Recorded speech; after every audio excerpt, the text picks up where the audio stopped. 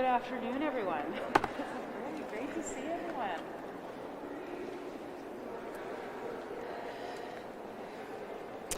Well, good afternoon, everyone. Thank you so much for being here today. My name is Rochelle Squires, and I'm the Minister of Families and the Minister responsible for Accessibility, Francophone Affairs, and the Status of Women, and I am your MC this afternoon.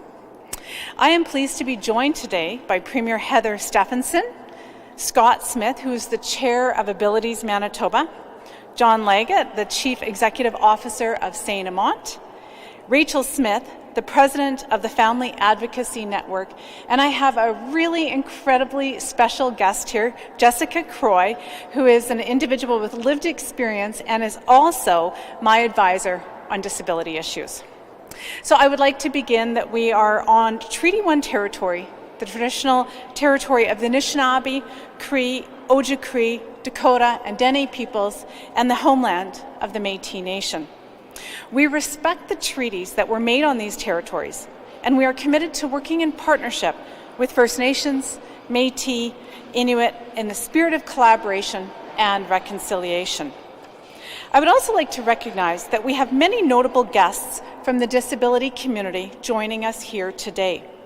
I would like to express my absolute appreciation to each and every one of you for sharing your wisdom and your experience with us, for your advocacy, and for your unwavering commitment to service to Manitobans with disabilities.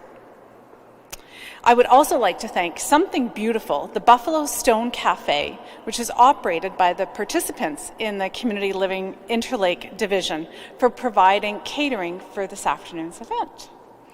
Thank you all again for being here today. As I look at the organizations that are represented here this morning, I'm reminded that it is due to partnerships and ongoing collaboration with you, the disability community, support networks, advocacy groups, and service partners, that we have been able to continue to support the advancement of Manitobans with intellectual disabilities and children with disabilities and their families to live their best lives right here in Manitoba. That is thanks to many of you. Your strength and dedication and resilience, especially during these past 2 years, has not wavered and has been instrumental in ensuring that we continue to move forward on a number of areas and initiatives. And so to make this morning's very exciting announcement, it is my honor to invite Premier Heather Stefanson, who also has a very full schedule, and she's only here momentarily, but she's here. She wouldn't miss this opportunity to share with you some very exciting news. So Premier, please join me at the podium.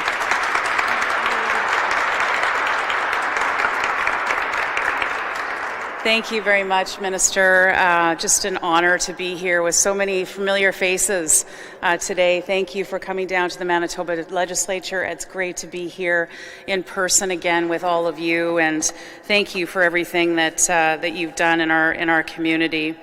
As we move forward through this pandemic and implement our plan for a strong economic and social recovery, our government remains steadfast in our commitment to ensure that Manitobans with disabilities have the necessary supports and services to pursue their goals and dreams and achieve greater independence in the community, and that is what brings us here today. Our budget, Recover Together, provides strategic and significant investments in the priorities that matter most to Manitobans. And I'm pleased to share that Budget 2022 is investing nearly $29 million more into support community and children's disability services and increase wages for service providers. And we are also investing over $23 million in new funding to support adults in the community and living disability services programs. Our government understands the importance of recruiting and retaining highly skilled frontline workers in the adult disability services sector. And so today I'm pleased to announce that $10 million is dedicated to increasing wages for frontline service workers. Also to support day service providers during the post-pandemic recovery, providers will receive an additional funding equal to 2.7% to further support frontline wages. I'm pleased to also share that these increases build upon the $2.5 million CLDS Labour Force Support Grant that was issued to the sector last month. Today, I would also like to announce two new initiatives with Disabilities Manitoba, totaling $370,000 to further strengthen the CLDS labour force. $225,000 towards the development of a sector awareness campaign, $145,000 to coordinate and deliver CLDS sector training. So I want to thank Abilities Manitoba for their continued partnership in the delivery of services and supports to the CLDS sector. Finally, it gives me great pleasure to announce that Budget 2022 provides an additional $5 million for children's disability services to improve access to services for Manitoba families. This is the largest single investment in children's disability services since the program's inception. And I would like to take a moment also right now to commend the work of the Vulnerable Persons Living with Mental Disability Task Force, to Dale Kendall, the chairperson, and to all of those, some of you who are here today, who sat on that task force. You're an amazing group of people who are very passionate about what it is that you do and making life that much better for those persons with disabilities in our community. And I just want to thank each and every one of you who participated in that to make it that much better for Manitobans. I also want to thank those in the disability community who persevered during these past 2 years to see us through one of the most challenging times we as a society have ever experienced. The dedication of our service provider partners and frontline service workers has been nothing short of exceptional as they continue to go above and beyond to ensure that the individuals we support receive the services that they need. I want to conclude today by stating that our government's goal has never wavered. We remain committed to reducing barriers and providing person-centered services that empower children and adults with a disability to discover their talents and pursue their dreams. I look forward to continue our collaborative work with our partners in the disability community to build a future full of hope and opportunity. Thank you so much for allowing me to be a small part of this today. Thank you for everything that you do. Thank you, Michelle.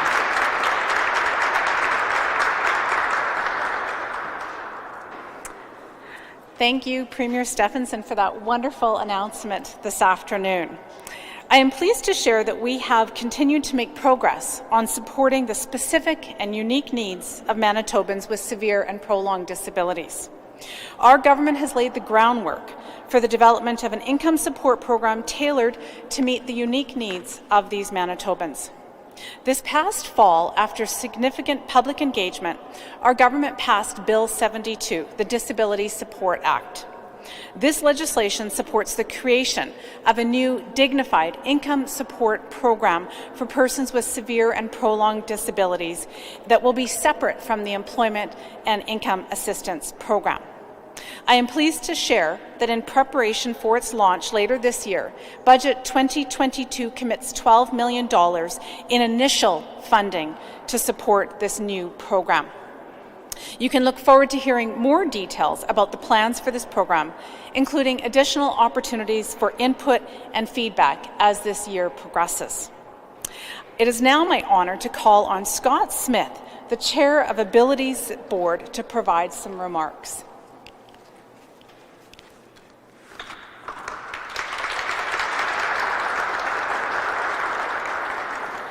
Thank you. So I woke up this morning like I do every morning, helping my son, Ryder, out of bed. My son, Ryder, is diagnosed with cerebral palsy and requires care in all aspects of his life. I reflected on these past 2 years, and as I'm helping him in his morning routine, and thinking what a difficult past 2 years that everyone in this province has encountered. I reflected on the many, many direct service professionals that have gone to work with, under different circumstances, increased risk, and persevered through these last 2 years. I've connected and met with many service providers and listened to the struggle they've gone through with maintaining a strong workforce for their agencies to provide competent staff, meaningful work, and a better quality of life for people receiving services. And the things that resonated with me were perseverance, strength, and today I feel a sense of change. And with these announcements, it certainly reflects on that. My name is Scott Smith. I'm the chair of the board of Abilities Manitoba. We represent many service providers across Manitoba, and we strive and exist to foster excellence in service for adults with intellectual disabilities. I want to start off by saying thank you to Premier Stephenson. I'd like to also say thank you to Minister Squires. That is certainly a long list of initiatives and investments that are taking place in this sector. And these funds represent the largest influx of dollars our sector has seen in over 20 years, and it's certainly coming in at a critical time. And as the minister spoke, I heard important words that resonated with me. Things like person-centered, quality, innovation, and valued. I felt the weight of those words. And all these worthy areas, and it's such a critical time to make those investments into community living. Abilities Manitoba is grateful for the funding and the opportunity to work with community organizations. Our field is facing a labor shortage unlike anything seen before. And the pandemic has meant that only a small amount of training has occurred. The $140,000 that will be put towards working with organizations across Manitoba will allow us to offer 3 foundational trainings for frontline workers. We're also, in addition, receiving $225,000 that will help promote the work in our sector and address the dire shortage of frontline staff. This funding allows us to develop an advertising campaign to attract frontline workers, and we are grateful to be a part of promoting work that is so meaningful and has such an impact on many people. So I'd like to say thank you for those investments. We need a multifaceted approach to help address the issues that are there, and this certainly is a multifaceted approach that will help create a stronger future. We look forward to taking the next steps to solidify a plan with Minister Squires to ensure a high-quality, well-trained, and consistent workforce for those most vulnerable. Or I'll correct myself and said, for those most valued. And with that, I'd like to say thank you.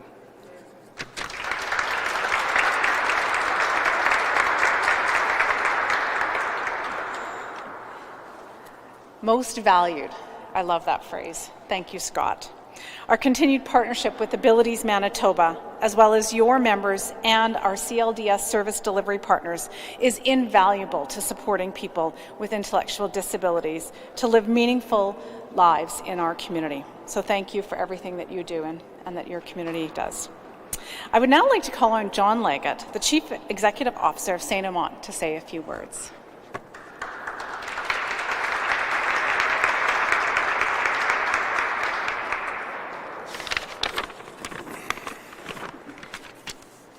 First of all, thank you for inviting me today. On behalf of St. Amant, I want to thank Premier Stephenson and Minister Squires for acknowledging the critical need for additional investments for our most vulnerable and for listening to the voices of the many families who have been advocating for years.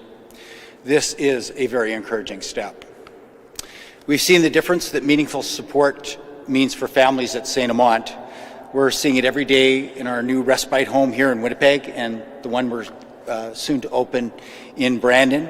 Our wraparound supports help strengthen the whole family, preventing them from having to seek assistance from Child and Family Services, which we have often seen, many of us, in the past.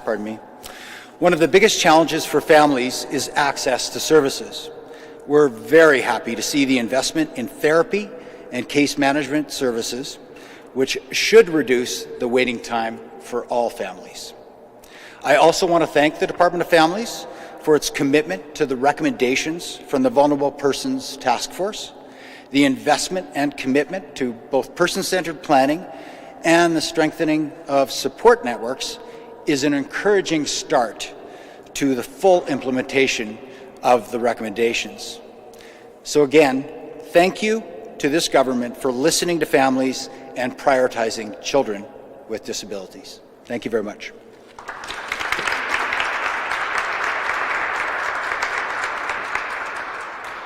Thank you very much, John, for your words and particularly for your advocacy and for always taking my phone call when I've had questions about matters pertaining to how to improve the lives of people with disabilities in the province of Manitoba. So thank you for everything you do, and to the staff at St. Amant for the wonderful work that they all do to support children with disabilities and their families.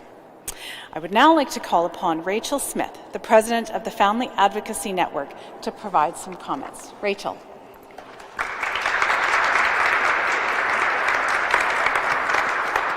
Good afternoon, everyone. I'd like to start off by saying thank you to Premier Stephenson and to you, Minister Squires. I'm thrilled to be here today on behalf of the Family Advocacy Network of Manitoba. For those of you unfamiliar with our group, FAN is a grassroots organization. We're made up of Manitobans with intellectual, developmental, and often physical disabilities and their families and loved ones. FAN's aim is to bring families together to support one another and advocate with a collective voice for the best services and quality of life for our loved ones. We represent well over 500 families across the province, and we are continually growing. FAN is grateful to have formed a positive relationship with the Department of Families over the past couple of years. We have had the opportunity to share our stories and our concerns and have been able to collaborate and work with wonderful folks from both Community Living Disability Services and Children's Disability Services. And FAN was honored to have recently been recognized by the department, along with our partners that make up the 120 Maryland Group, as recipients of the Community-Based Supported Decision-Making Pilot Project grant. That was a mouthful. This grant will allow us to reach more families across the province and strengthen peer support networks. This work helps families to share information and feel supported and not alone. As family members and caregivers, one of the hardest things that we have to do is hand our loved ones' care over to others. When people providing that care are continually changing and all of the really great staff move on to better paying jobs, it's so disheartening. It's hard on families and it's hard on our loved ones. In spite of loving the work that they do, many direct support professionals just aren't able to live off of what they are paid and sadly move on. As families, this makes us worry about the quality of care and the safety of our family members. These are concerns that we have shared and something FAN is continually advocating for. Today's announcements give us hope and really shows that our concerns are being heard. These first steps towards recognizing the important work that direct support professionals are doing with our family members means so much. FAN thanks the department and the province for seeing the value in our family members by ensuring those who care for them are paid a fair wage. We look forward to continuing to work together to ensure our children, our brothers, and our sisters and loved ones have the best support and care to live their best, most meaningful lives.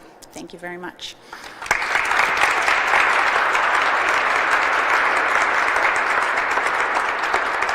Thank you, Rachel, and thanks to your entire network for all the work that you do on behalf of people with disabilities in the province of Manitoba. Thank you. Now, it is my distinct honor to introduce Jessica Croy and invite her to the podium to say some very important words. Jessica.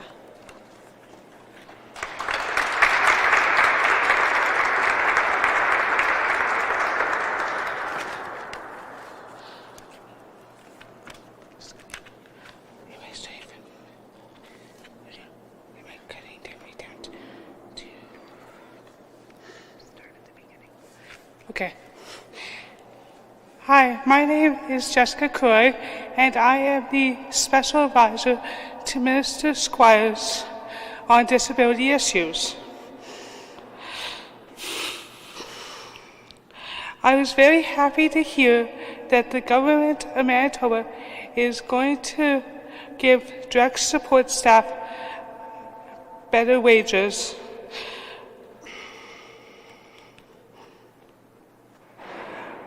For someone like me who receives direct support, this makes a big difference in my life.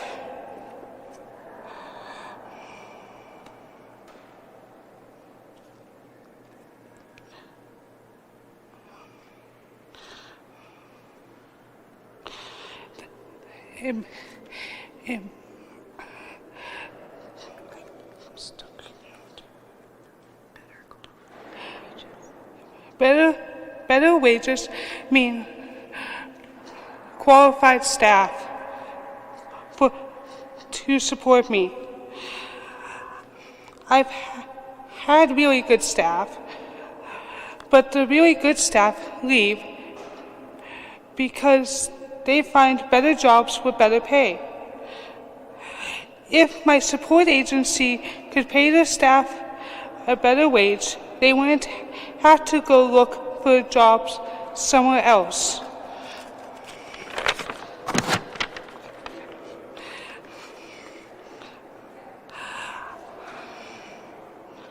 I've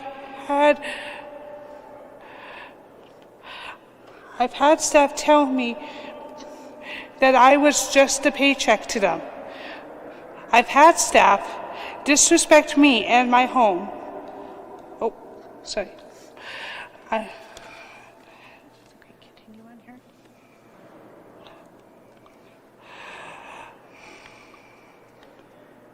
Yeah. This is a direct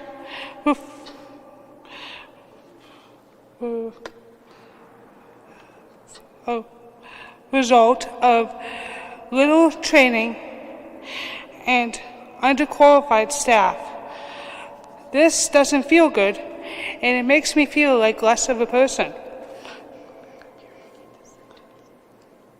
I can really tell the difference between a staff who is just here for a paycheck and a staff who loves their job. But I've also had staff who has taught me how to cook, who has talked to me in a way that I can understand about choices in my life. We have meaningful conversations without judgment, even if they don't agree with the choice I have made. And this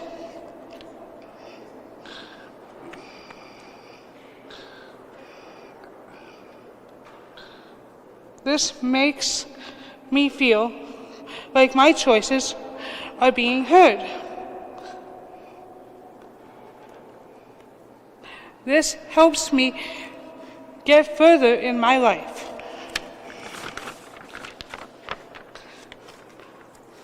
We need to do better so I can continue to receive good support, and my staff help me reach my goals. I wish that working with me could help them reach theirs, like buying a house or getting a car. I hope that the government of Manitoba continues to give community living direct support staff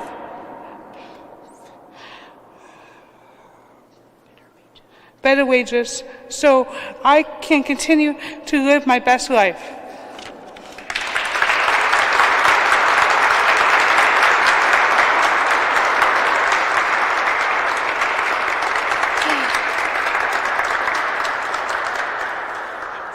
And that, ladies and gentlemen, was Jessica Croy, the star of the hour.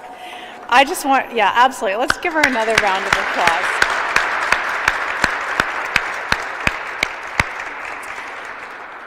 I just commend you for your bravery. And when I had invited Jessica a few weeks back if she would be here today and to say a few words, she said, "Minister, I need a few days to think about it."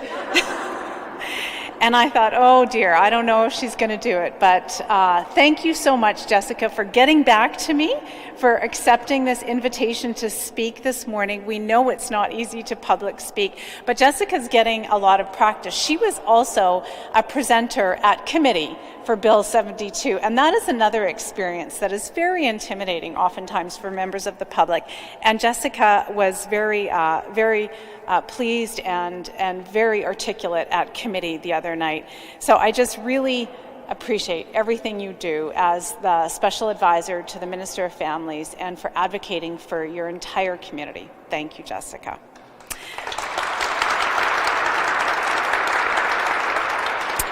So I'd like to conclude our event today by echoing the Premier's comments regarding the resiliency and strength of Manitoba's disability community. Your capacity to adapt, to be creative, and transform during the most challenging times while maintaining the core values of our program is truly exceptional. We are very fortunate to have strong partnerships within this sector. By working together, we have been able to advance our common goal of improving the lives of children and adults with disabilities. I look forward to continuing to make progress on creating an environment that fosters personal growth, offers choice, and encourages autonomy and independence. I believe that the investments announced today will result in improved outcomes for individuals that we support. And with that concludes